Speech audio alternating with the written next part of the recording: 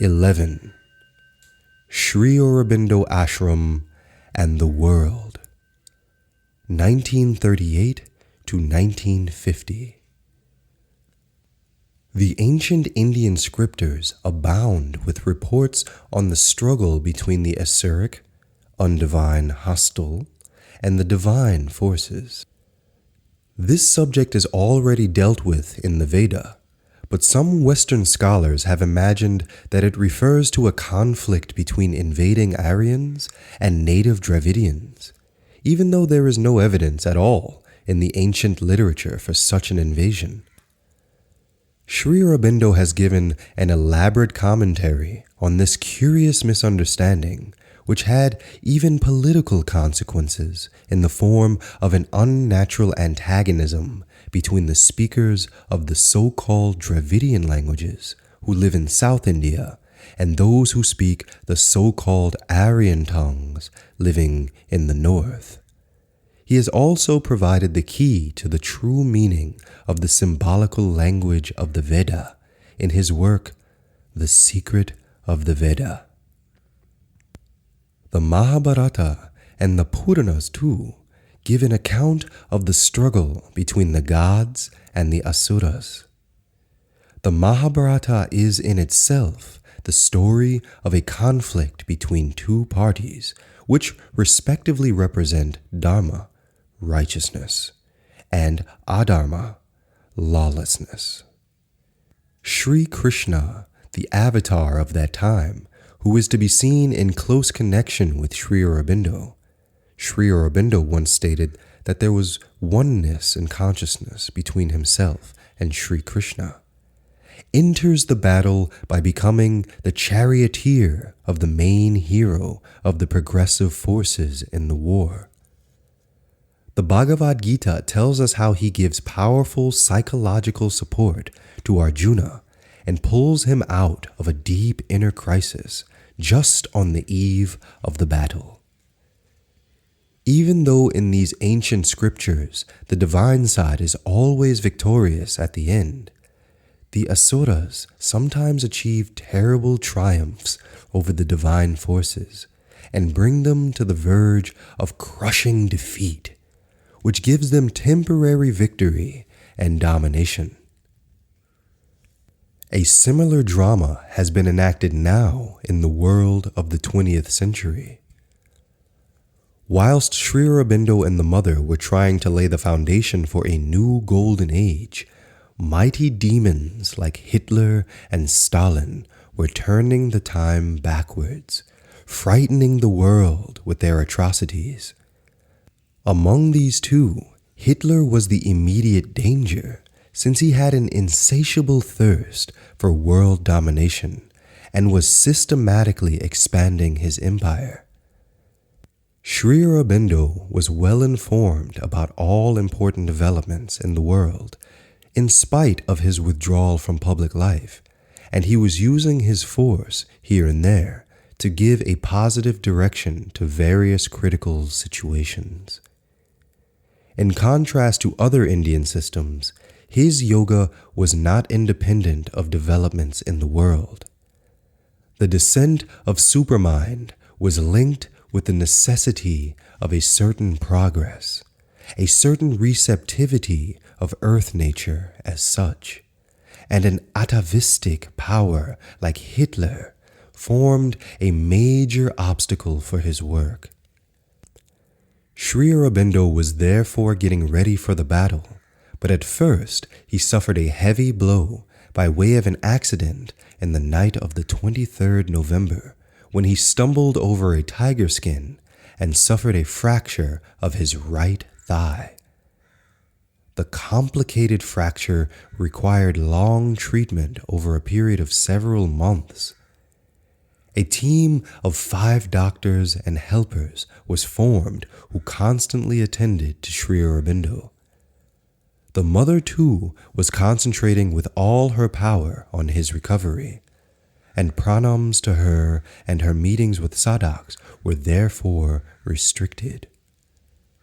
Paradoxically, this accident also meant the end of his seclusion, since he was depending on the help of his attendants, with whom he allowed himself to be drawn into long talks. The disciples also had an opportunity now to watch Sri Aurobindo and the mother together, and they got a glimpse of their close relationship.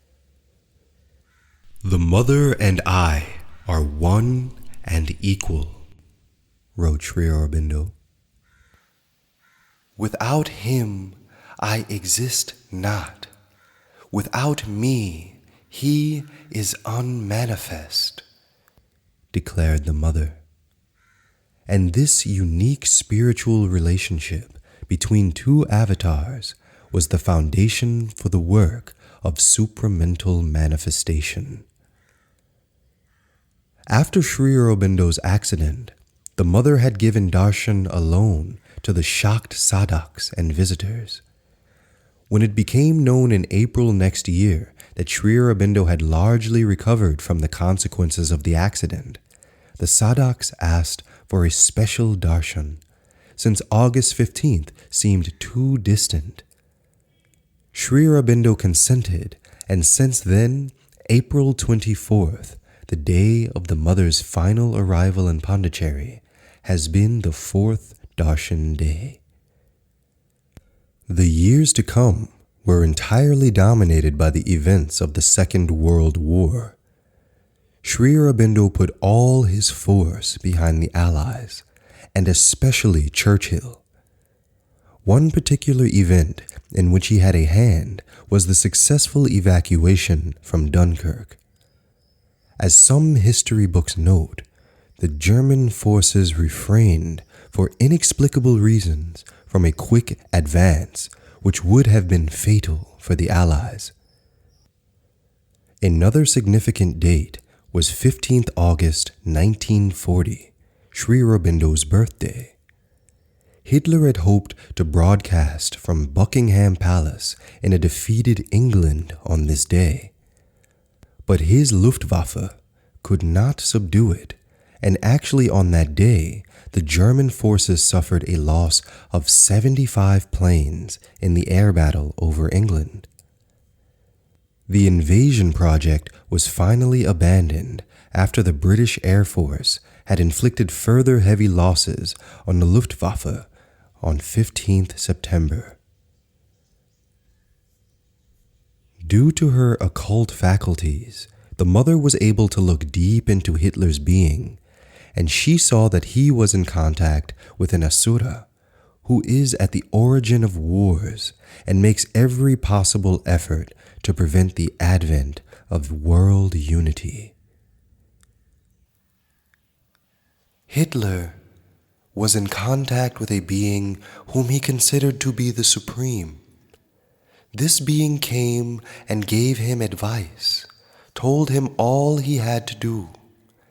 Hitler used to retire into solitude and remain there as long as it was necessary to come into contact with his guide, and receive from him inspirations which he carried out later very faithfully.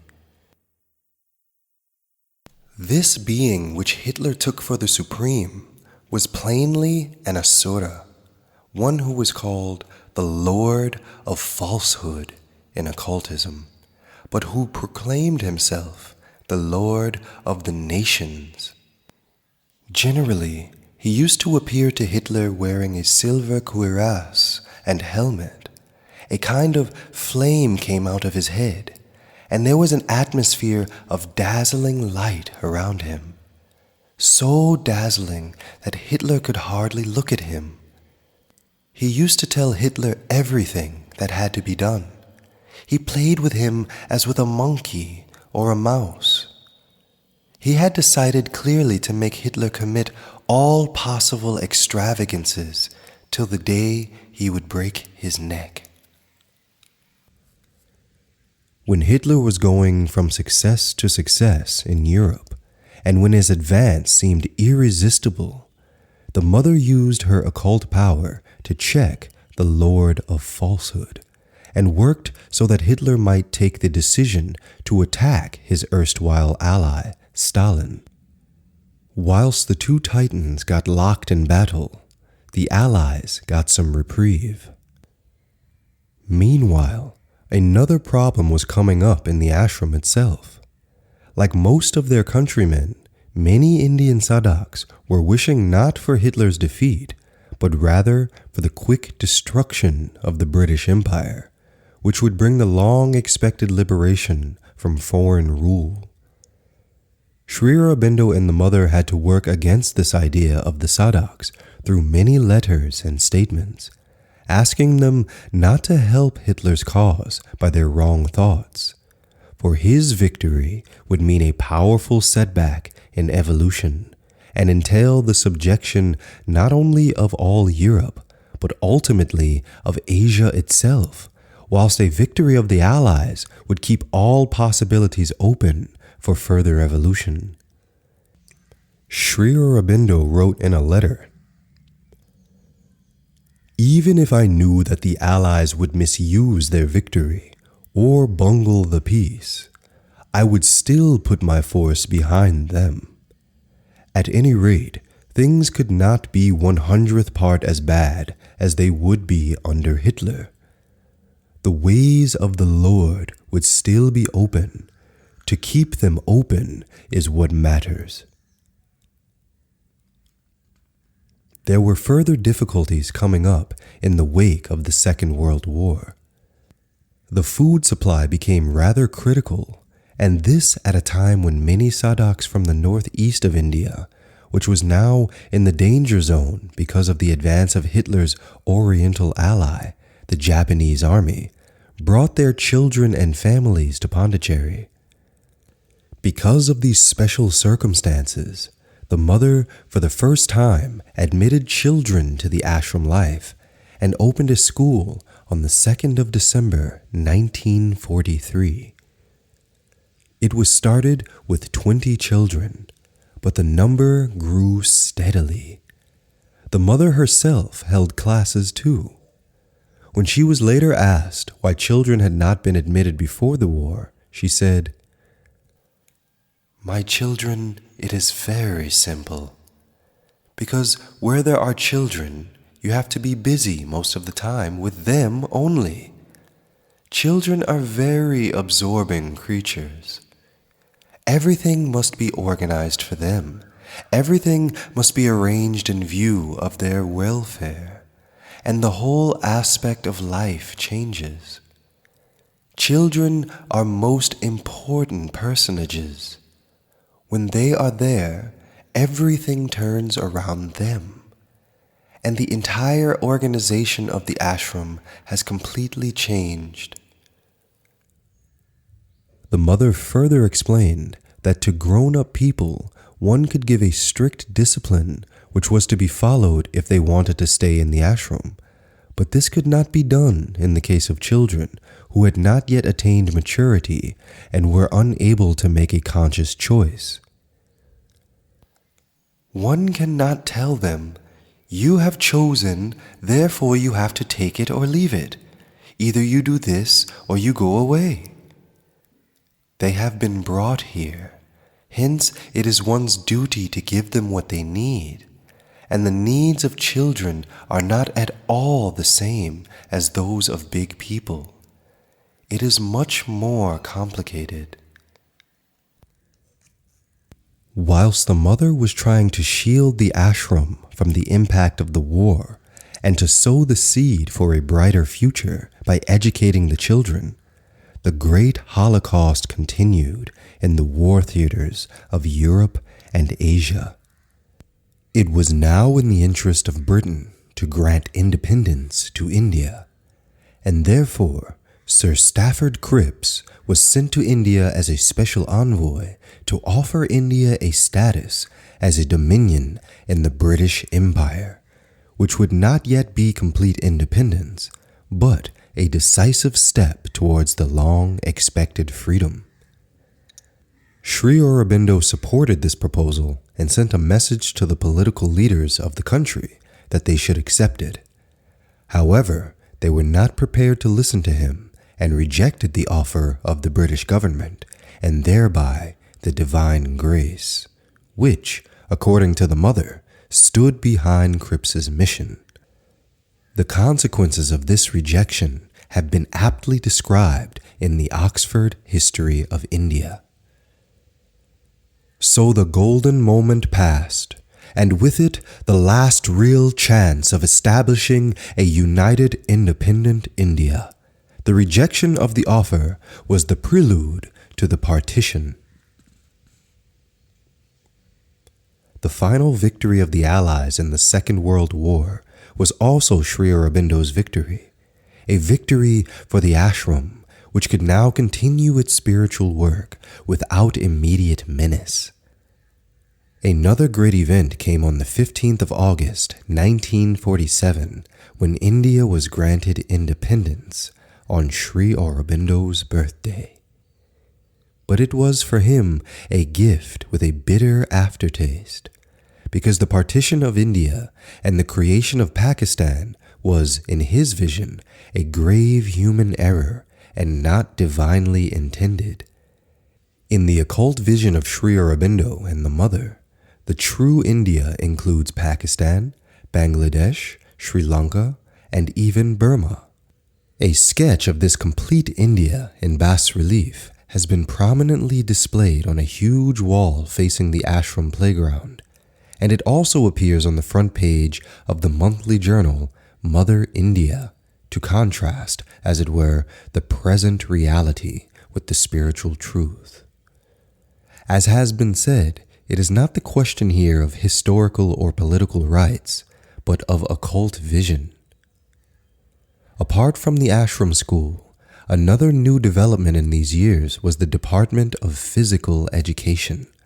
Sports and gymnastics were practiced under the guidance of captains, and all this formed part of the yoga, or was a preparation for it.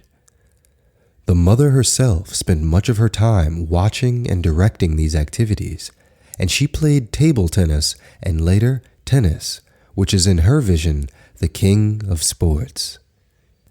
She introduced some novelties which seemed revolutionary for the India of that time. For example, shorts as sports dress for the girls, which shocked many elderly sadhaks and devotees. Some parents even plan now to send their daughters to another school. But only a few followers had such a narrow-minded reaction, and the mother's practical changes were soon accepted. Nirad Baran, a sadhak from the close circle of Sri Aurobindo, reports in his book, 12 Years with Sri Aurobindo, how he admired, on one hand, the mother's revolutionary step, but how, on the other hand, he was a little worried about the risks of such new ventures. He makes then an interesting observation. At the same time, I knew that the mother's very nature is to face danger. And whenever we had tried to argue with her that we were doing new things which were not done outside, she replied sharply, "Why should we follow the others? They have no ideas. We have ideas. I have come to break down old conventions and superstitions."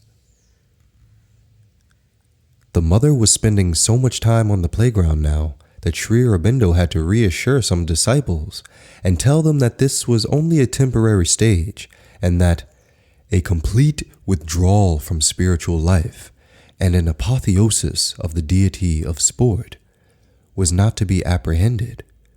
Furthermore, he clarified that no one should fear to lose her favor because of non-participation in sports activities, and that a number of her closest and most valued workers had never set foot on the playground. However, we may note that the mother was encouraging everyone, young and old, who had some inclination or capacity for physical education programs to participate in them.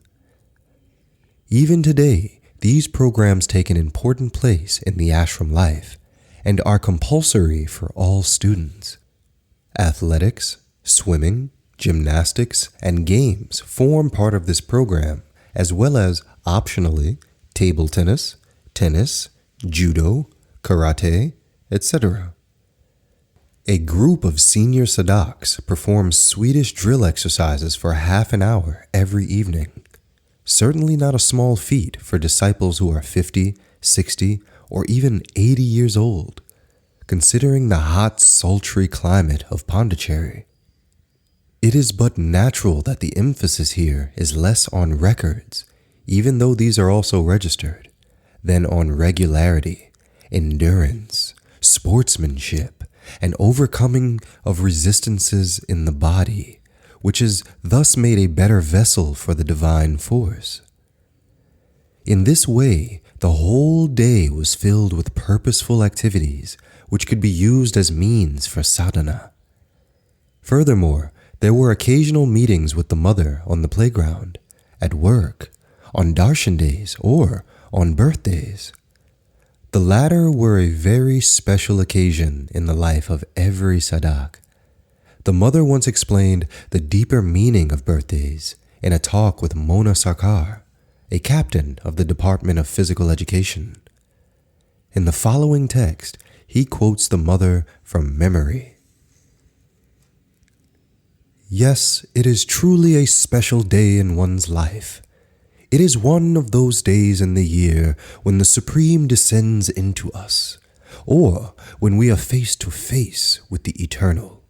One of those days when our soul comes into contact with the Eternal, and if we remain a little conscious, we can feel His presence within us. If we make a little effort on this day, we accomplish the work of many lives as in a lightning flash. That is why I give so much importance to the birthday, because what one gains in one day is truly something incomparable. On their birthdays, the sadaks went to the mother with a flower offering and spent some time with her.